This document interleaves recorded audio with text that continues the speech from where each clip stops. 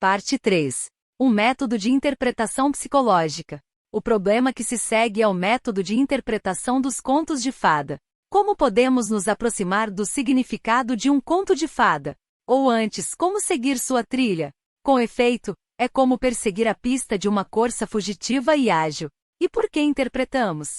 Sempre os pesquisadores e especialistas em mitologia atacam os junguianos dizendo que os mitos falam por si sós, que se tem somente que desvendar o que ele diz e que não é necessária a interpretação psicológica, que a interpretação psicológica somente vê nele alguma coisa que não lhe pertence, que o mito, com todos os seus detalhes e amplificações, é bastante claro por si mesmo. Isso é parcialmente verdadeiro. É tão verdadeiro quanto o sonho, que Jung diz que é por si mesmo sua melhor explicação. Isto significa que a interpretação do sonho sempre lhe é inferior. O sonho é a melhor expressão que existe para os acontecimentos interiores, podendo-se dizer o mesmo com relação aos mitos e aos contos de fada. Então, nesse sentido, aqueles que odeiam interpretações, dizendo que o mito é suficiente, estão certos. A interpretação é um escurecimento da luz original que brilha no próprio mito. Mas se alguém lhe conta um sonho maravilhoso, e está muito empolgado com ele, e você se senta, calmamente diz, sim, então você teve esse sonho. E ele lhe dirá, mas eu quero saber o que significa. Você então pode responder, bem, olhe para o sonho. Ele lhe diz tudo o que possa ser dito. E essa é a melhor interpretação possível. Isso tem seu mérito, pois o indivíduo que sonhou vai para casa se pensará sobre o sonho até que de repente terá sua própria iluminação sobre ele. E isso acontece como esfregar uma pedra de xuringa, isto é, tratar o sonho como se faz com uma pedra de xuringa ou talismã, até que este lhe dê alguma força, e esse processo não é interrompido por uma terceira pessoa que se interpõe. Por outro lado, esse método não é suficiente na maior parte das vezes, pois as mensagens dos sonhos mais bonitas e surpreendentes não são captadas. Então, quem sonhou é como alguém que tem uma enorme conta bancária e não sabe disso, ou perdeu sua chave de segurança, ou o número de depósito. Então, qual a vantagem de tê-la? É bem verdade que se precisa ter tato, esperar e ver se o sonho fará ou não sua própria ponte de ligação com o consciente do indivíduo que sonhou, e se esse processo pode ou não ocorrer por si só, pois certamente é mais genuíno e as pessoas ficam muito mais impressionadas com o que elas descobrem por si mesmas sobre seus sonhos do que se alguém lhes apresenta uma interpretação, ainda que muito boa. Mas ocorre frequentemente que aqueles milhões no banco não são usados, e as pessoas acabam empobrecidas.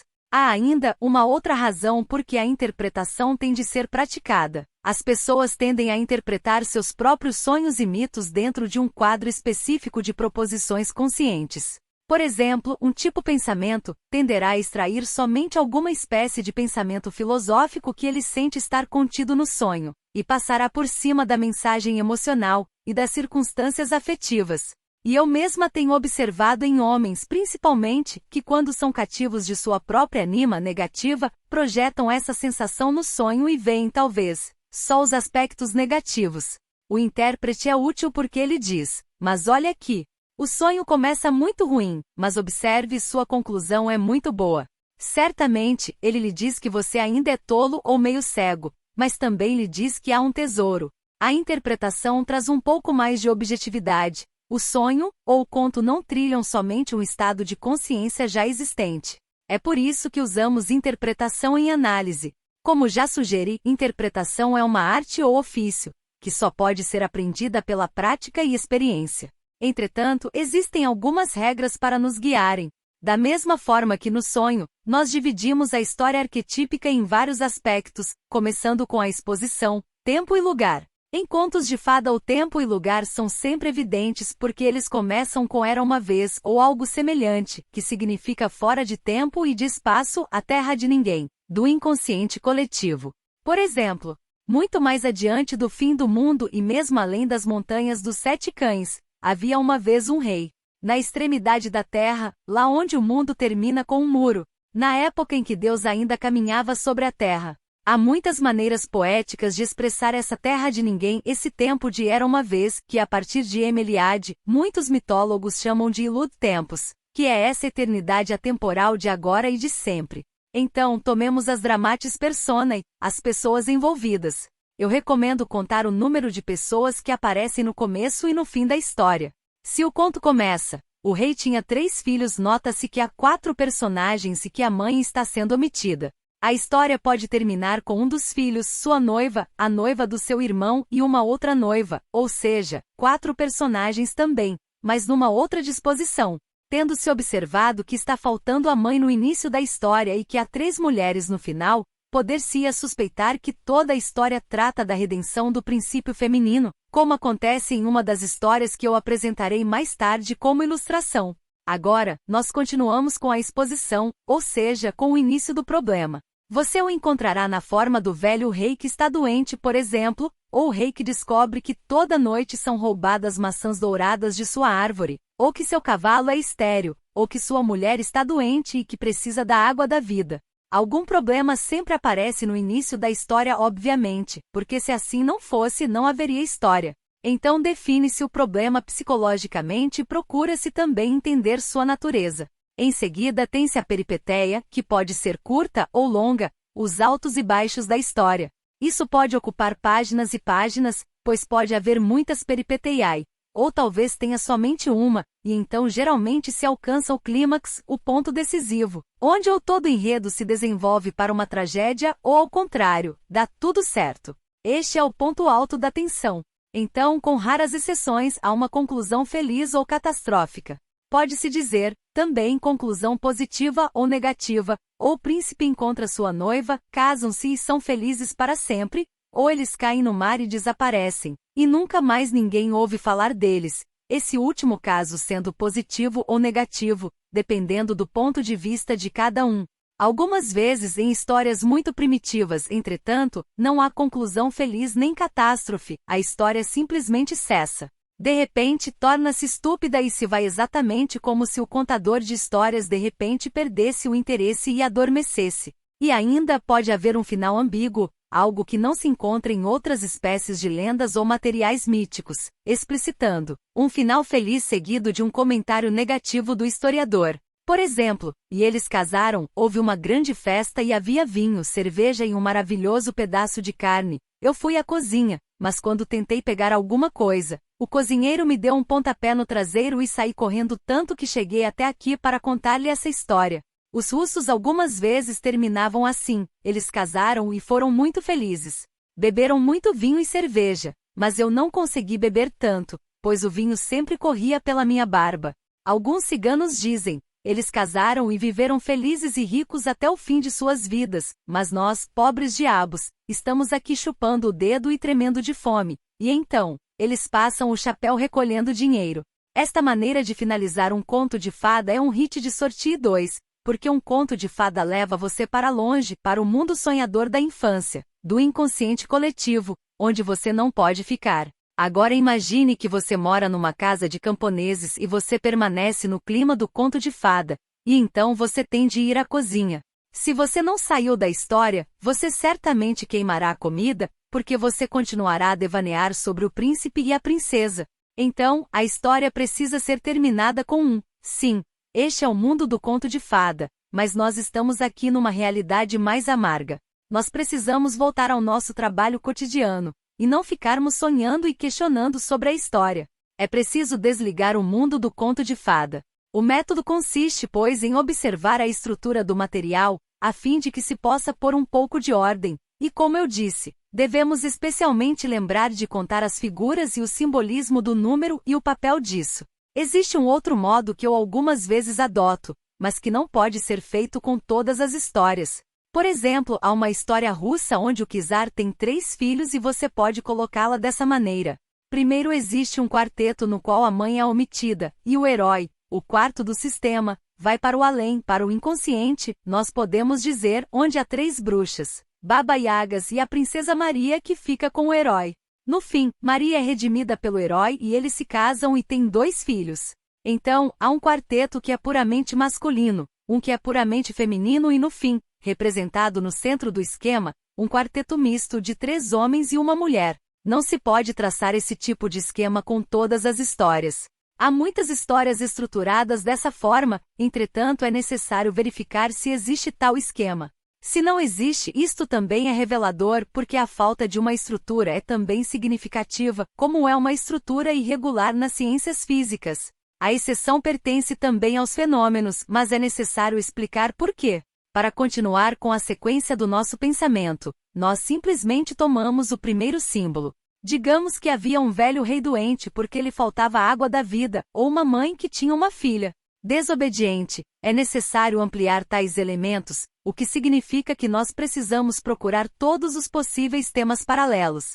Eu enfatizo que é importante reunir todos aqueles que se possam encontrar, pois inicialmente é muito provável que não se encontrem muitos. Quando você chegar ao número 2000, então pode parar. No conto russo O Filho do Czar, por exemplo, a história começa com um velho czar e seus 3 filhos. O filho mais novo é o herói, inocente da história.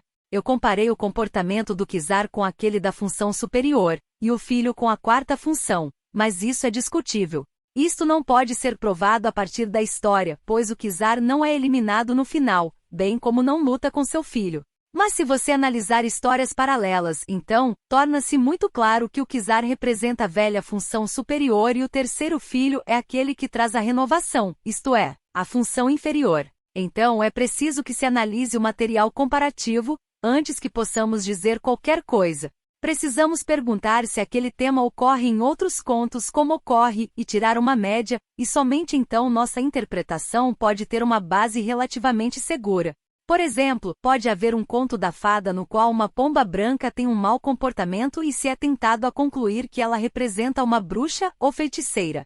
Nessa história isso pode ser verdade, mas se você procurar o que uma pomba branca usualmente significa, você se surpreenderá. Em regra geral, na tradição cristã, a pomba branca significa o Espírito Santo e em contos de fada, em geral, significa uma mulher amante tipo Vênus. Consequentemente, tem-se que perguntar por que algo que é usualmente um símbolo do Eros positivo, aparece negativamente nesta história. Tem-se uma visão diferente da imagem, se não se preocupar em consultar outras histórias. Imagine que você é médico fazendo sua primeira autópsia e encontrou um apêndice no lado esquerdo, e não sabe, pela anatomia comparativa, que normalmente apêndice fica no lado direito. O mesmo acontece com contos de fada. É necessário que se conheça o contexto médio no qual aparece um elemento e então, confrontá-lo com material análogo a fim de que se conheça o que chamo de anatomia comparativa. Este estudo lhe permitirá compreender o que é específico, e somente então você poderá apreciar com consistência o que é exceção.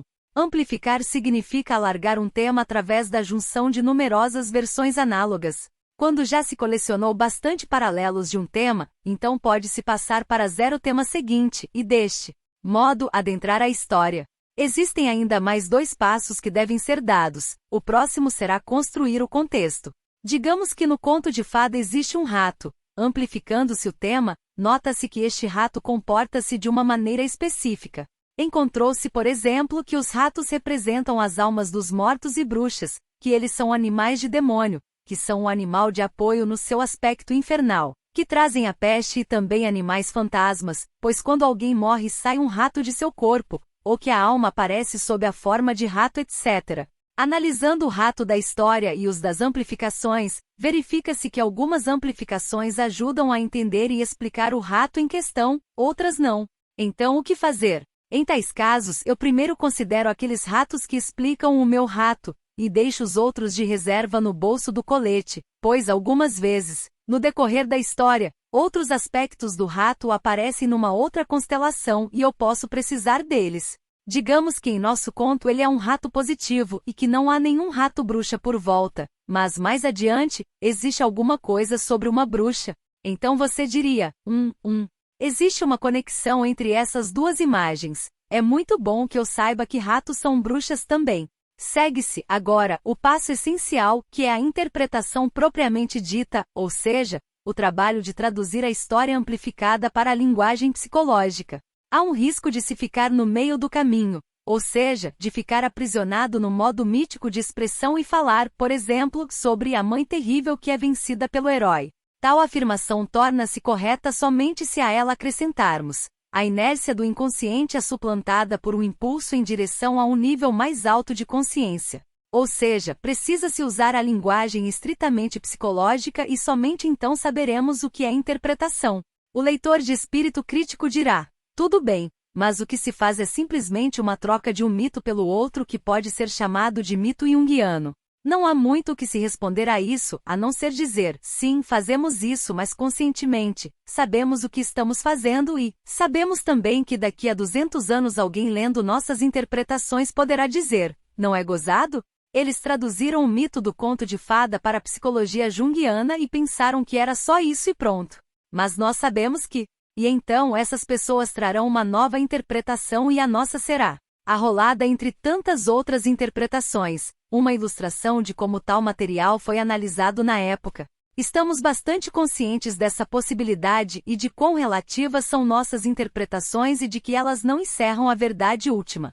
Contudo, pela mesma razão que antigamente os contos de fada e mitos eram contados, nós hoje os interpretamos, ou seja, existe um efeito vivificante que provoca uma reação satisfatória, trazendo paz ao substrato inconsciente instintivo, sendo o mesmo tipo de sensação que os contos de fada provocam quando contam-os. Interpretação psicológica é o nosso modo de contar histórias, pois ainda necessitamos delas e ainda aspiramos à renovação que advém da compreensão de imagens arquetípicas. Nós sabemos muito bem que a interpretação é o nosso mito. Nós explicamos X por Y, porque Y corresponde melhor ao nosso espírito atual. Um dia não será mais esse o caso e haverá necessidade de uma explicação Z. Isso nos leva a afirmar que nossas interpretações nunca deverão se apresentar como isto é assim, o que seria uma tapeação. Numa linguagem psicológica pode-se dizer somente que o mito parece representar isso ou aquilo, e então, modernizá-lo sob essa forma. O único critério correto seria perguntar: essa interpretação é satisfatória? Em que medida tem significado para mim e para outras pessoas? E meus sonhos concordam com ela?